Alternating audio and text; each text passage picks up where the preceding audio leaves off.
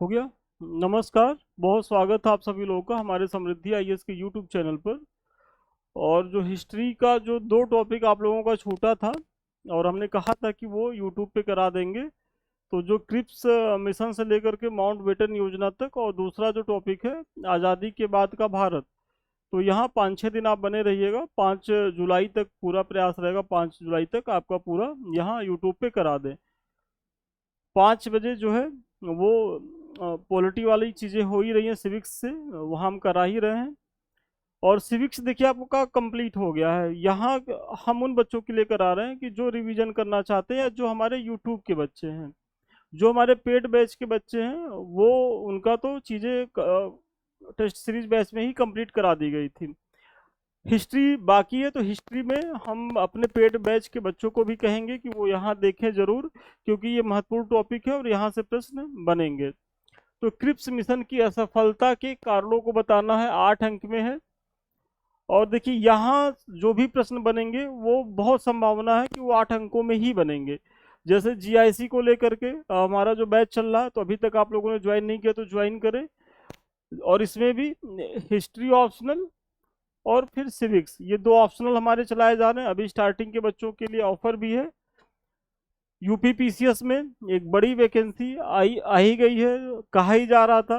अभी तो 500 पदों के लिए नोटिफिकेशन आया है, लेकिन ये पद बढ़ करके आराम से 1250 से ज़्यादा हो जाएंगे, पहली चीज़। दूसरी चीज़, इस बार एसडीएम का बहुत ही अच्छा पद होने वाला है। मतलब जो पता चल रहा है कि अभी तो देखिए, अभी तो थोड़ा कम है, 33-35 ऐसे ही है, लेकिन ये बढ़ करके 90 से ज़्यादा हो जाएगा जो लोग बता रहे हैं। तो आप बहुत अच्छे से मेंस तैयार करें, ताकि इस बार जो है आपके एसडीएम बनने का सपना पूरा हो जाए। और इसके लिए हमारा संस्थान जो है मेंस आंसर राइटिंग प्रोग्राम चला रहा है। पेपर 5 से हमारा बैच भी चल रहा है, तो जुड़े। और इसके बाद हम 6 लाएंगे, पेपर 6 यूपी से संबंधित जो पेपर होते हैं। और फिर हम जो है 1 2 3 4 इसी तरीके से रोटेशन पीरियड में चलता रहता है। पीजीटी जो बहुत बड़ी वैकेंसी है, तो जो हम बच्चे शिक्षक बनना चाहते हैं वो भी संस्थान से जुड़े, इसमें भी नामांकन स्टार्ट हो गया है। और यहाँ भी आरंभ के जो 100 बच्चे हैं उनको विशेष ऑफर दिया जा रहा है। चलिए, प्रश्न है कि क्रिप्स मिशन की असफलता के कारणों को बताना है। तो सबसे पहले आप थोड़ा सा बताइए कि क्रिप्स मिशन भारत आया कब, क्या पृष्ठभूमि थी, थोड़ी सी उसकी चर्चा कर लेते हैं भूमिका के तहत।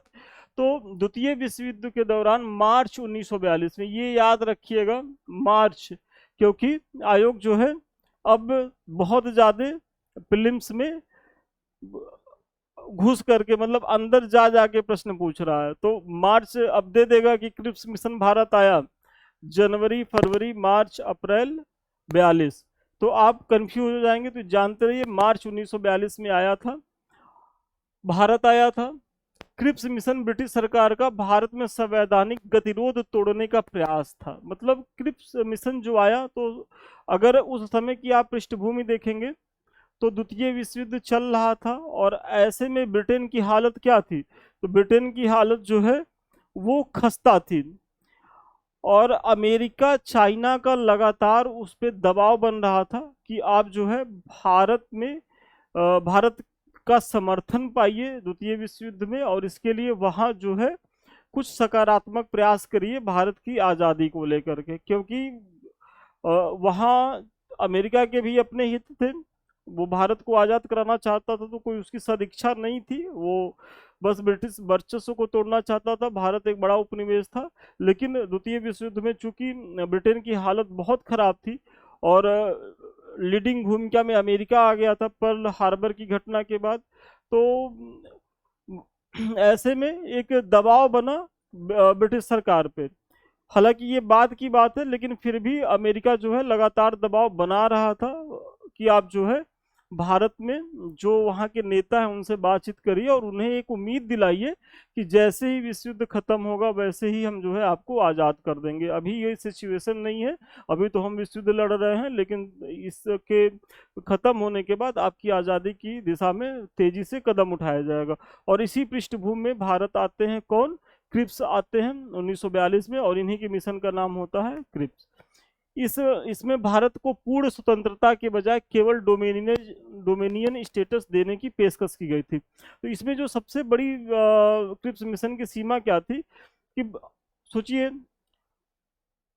गांधी जी इतना उग्र आंदोलन चला रहे थे, सारी चीजें, और उस समय ये क्या कह रहे थे कि हम जो है आपको डोमिनियन स्टेटस देंगे, मतलब वही कि आपको पूर्ण स्वतंत्रता नहीं मिलेंगे। जबकि अब कांग्रेस अपने पूर्ण स्वतंत्रता का प्रस्ताव लाहौर अधिवेशन में ही पास कर चुकी थी। तो ऐसे में भारत के जो कांग्रेस के जो लीडर हैं, क्या इस मिशन के साथ जाते? तो पहली चीज, पेशकश की एवं भविष्य के लिए अनिश्चित वादे थे। मतलब इन्होंने कहा कि भाई अभी हम युद्धग्रस्त हैं और डोमिनियन स्टेटस तो अभी ही हम आपको दे रहे हैं, और जैसे ही हम आज़ाद होंगे तो आपके लिए मतलब आज़ादी के लिए प्रयास करेंगे, जो भी चीज़ें, मतलब वादों से भरपूर ये था क्रिप्स मिशन, जिसे भारतीय नेताओं ने स्वीकार नहीं किया।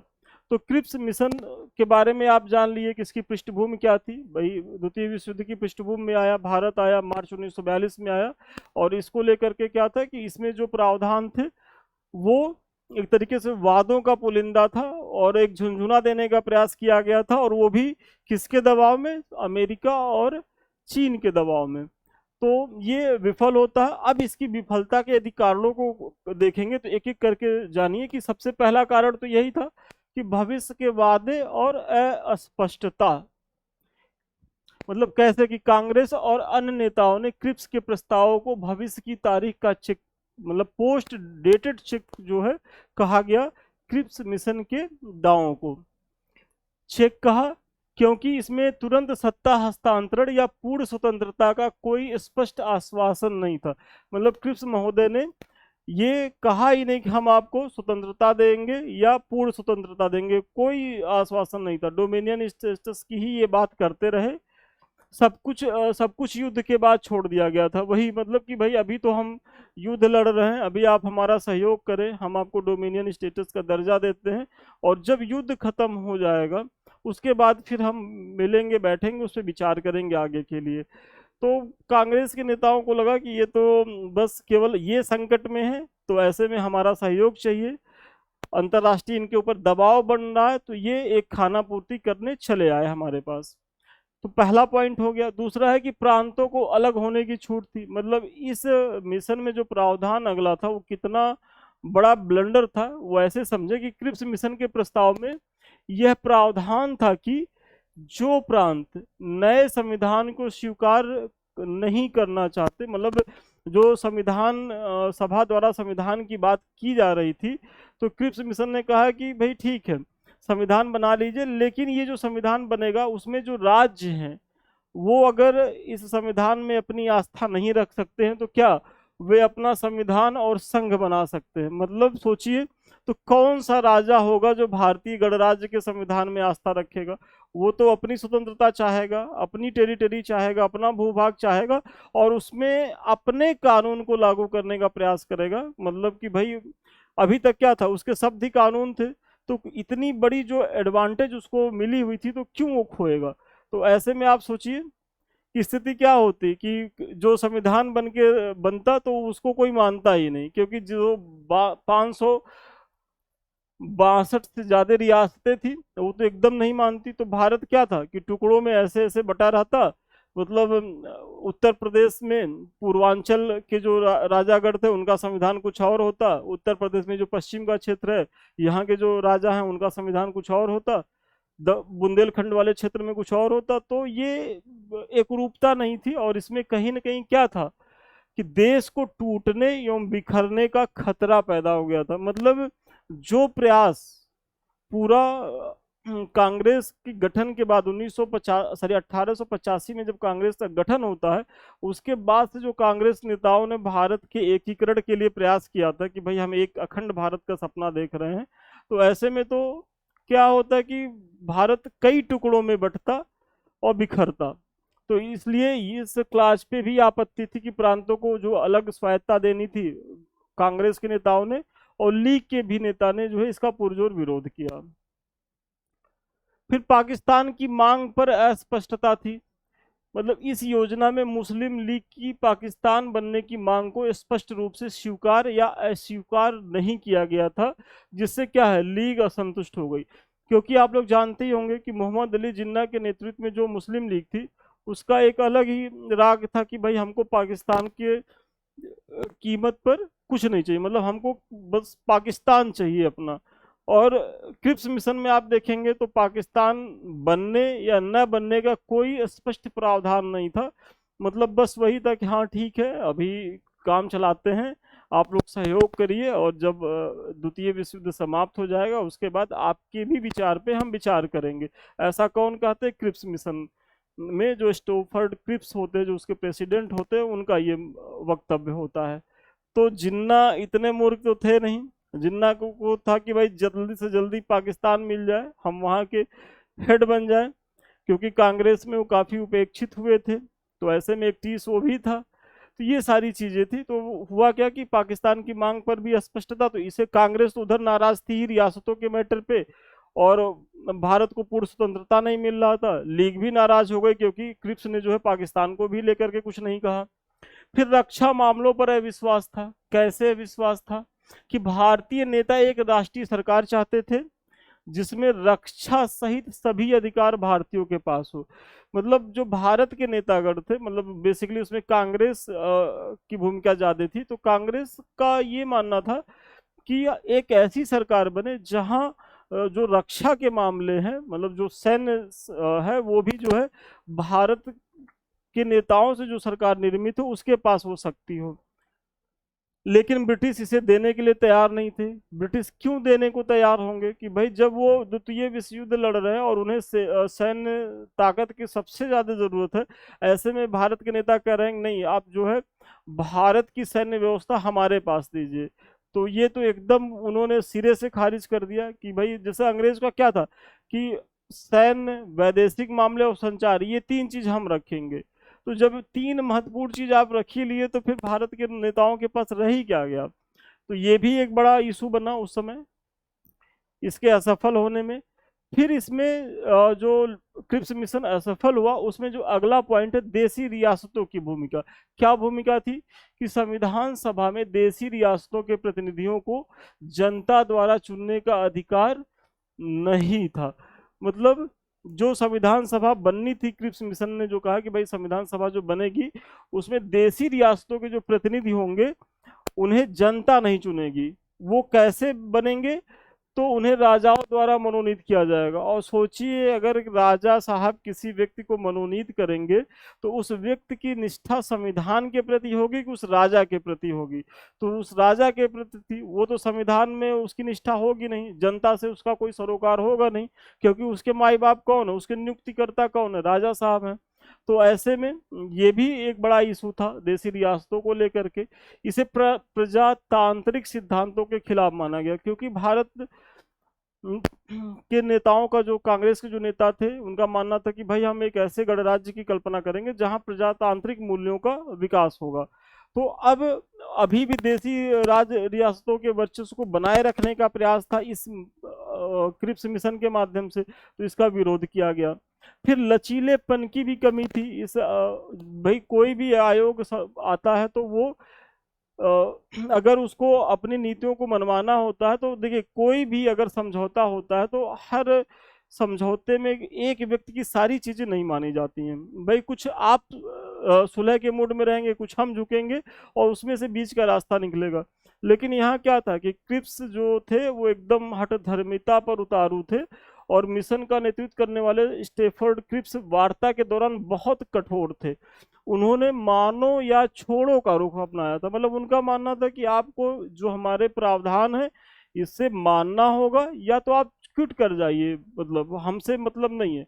और इनका ऐसा क्यों मानना था? क्योंकि ये तो बस एक चेहरा बन के आए थे, अमेरिका को दिखाना था कि भाई हमने जो है क्रिप्स मिशन को भेजा भारत में, अब भारतीय लोग जो है वो सहयोग करने को तैयार नहीं है, वो विद्रोह पे उतारू हैं। कांग्रेस के नेता जो हैं, हमारे जो प्रतिनिधि हैं, उनके किसी भी मसौदे को लेकर के वो एग्री ही नहीं कर रहे हैं। तो क्रिप्स का ये था कि भाई ठीक है, ये जो हमारे प्रावधान है आप मान लीजिए तो मान लीजिए, नहीं तो हमको अपने प्रावधान को मनवाने की कोई गर्ज भी नहीं है। क्योंकि अभी तक ये लग रहा था अंग्रेजों को कि अभी विश्व युद्ध में उलझे हुए हैं, उसके बाद फिर भारत को देख लेंगे। क्योंकि अभी इनके मन में ये चीजें नहीं आई थी कि हमें भारत से जाना होगा। तो ये भी एक कमी थी। तो ये सब सम्मिलित कारण थे किसके? क्रिप्स मिशन की विफलता के। इस प्रकार उपर्युक्त विवरण से स्पष्ट है कि क्रिप्स मिशन की असफलता के लिए कई कारण जिम्मेदार थे। उसमें भाई एक तो इनकी हठधर्मिता थी, फिर देसी रियासतों का प्रकरण था, फिर पाकिस्तान को लेकर के लीग नाराज हो गई, मुस्लिम लीग जिन्ना वाली। फिर कांग्रेस के नेताओं को लगा कि भाई ये पूर्ण स्वराज या पूर्ण आज़ादी तो दे नहीं रहे हैं, सब कुछ वादे पे है कि जब आज़ाद होंगे तब। तो ये सब सारे प्रयास थे। और ये प्रश्न जब भी आएगा तो 8 अंकों में आएगा, और 8 अंक के लिए इससे ज़्यादा लिखने का न तो आपके पास स्कोप है, क्योंकि 6-7 पॉइंट मैंने यहाँ दिखा ही दिया है। इतना लिख के आइए, 8 में आप जो है 6 नंबर बहुत आराम से पा जाएंगे। और यदि 8 में 6 नंबर आप पा रहे हैं तो आप टॉप वाली स्थिति में होंगे। देखिए कुछ बच्चे बार बार ये कमेंट करते हैं, यहाँ मैं बता दूं कि जो आप लोग कहते हैं कि सर ब्लैक पेन यूज कर पाएंगे, भाई आपकी राइटिंग बहुत अच्छी है तो आप ब्लैक पेन यूज कर लीजिए। लेकिन जनरली हम लोग भी मुख्य परीक्षा पीसीएस का दिए, 3 घंटे में 20 प्रश्न लिखना बहुत चैलेंजिंग है। तो ऐसे में हम अपने विद्यार्थियों को यही कहते हैं कि देखिए आप पेन मत बदलिए, अगर हेडिंग वाली कुछ चीज़ें रहे तो आप ऐसे अंडरलाइन कर दीजिए, बॉक्स बना दीजिए, तो ये सब चीज़ें हो जाएंगी। लेकिन पेन बार बार बदलेंगे तो उससे आपकी गति प्रभावित होगी, और यदि गति प्रभावित हुई तो आपका प्रश्न छूटेगा, और प्रश्न छूटेगा तो आप लड़ाई से बाहर है। तो देख लीजिए, यदि आपकी गति ठीक है तो आप ब्लैक पेन यूज कर लीजिए। लेकिन मुझे जो लगता है कि किसी की भी इतनी ज़्यादा गति नहीं होती है कि वो जिस तरीके का पेपर रहता है उसको 3 घंटे में करके बैठ जाए। या तो वो उसको आ नहीं रहा है, या तो फिर वो हथियार डाल दिया है। नहीं तो जो भी सीरियस कैंडिडेट रहते हैं वो अंतिम सेकंड तक जो है वो आंसर राइटिंग करते रहते हैं, ठीक है। और जब आप लोग मुख्य परीक्षा दीजिएगा तो मेरे इस कथन का आपको स्मरण होगा। ये सब बैच है, इसके बारे में मैंने चर्चा करी दी है। अभी तक आप लोगों ने ज्वाइन नहीं किया तो ज्वाइन करें। और सबसे लास्ट में ये हमारे लिंक है, एक तो हमारा समृद्धि आईएएस का टेलीग्राम जो हम पढ़ा रहे हैं, एक समय के बाद आपको यहाँ जो है इसका पीडीएफ मिल जाएगा, पहली चीज। दूसरी चीज, आपको कोई क्वेरी या कुछ जानना है तो संस्थान वहाँ जो है अपडेट करता रहता है। मतलब ये हमसे जुड़े रहने का 24 घंटे का सबसे मजबूत माध्यम है। दूसरा लिंक है हमारा समृद्धि आईएएस का यूट्यूब, जिससे अभी हम आप रूबरू हैं। तीसरा है संदीप मिश्रा ऑफिशियल। ये सारे चैनल आपकी तैयारी के लिए बेहद उपयोगी हैं। अभी तक आप लोगों ने इसे सब्सक्राइब नहीं किया तो सब्सक्राइब करें, लाइक करें। वीडियो अच्छा लग रहा हो तो कमेंट जरूर करें। आपका एक कमेंट जो है हमें बहुत ऊर्जा देता है, और अच्छा लगता है कि आप लोग को हम पसंद आ रहे हैं, हमारा कंटेंट पसंद आ रहा है, और हम आगे के लिए और बेहतर करने के लिए सोचते हैं। सबसे लास्ट में ये हमारे कॉन्टेक्ट नंबर है 7303307507। आप जो है यहाँ संपर्क करके हमारे किसी भी बैच को परचेज कर सकते हैं। तो चलिए आज के लिए इतना ही, पुनः मिलते हैं नए वीडियो में नए क्लास के साथ। तब तक के लिए धन्यवाद, बहुत शुभकामनाएं आपको।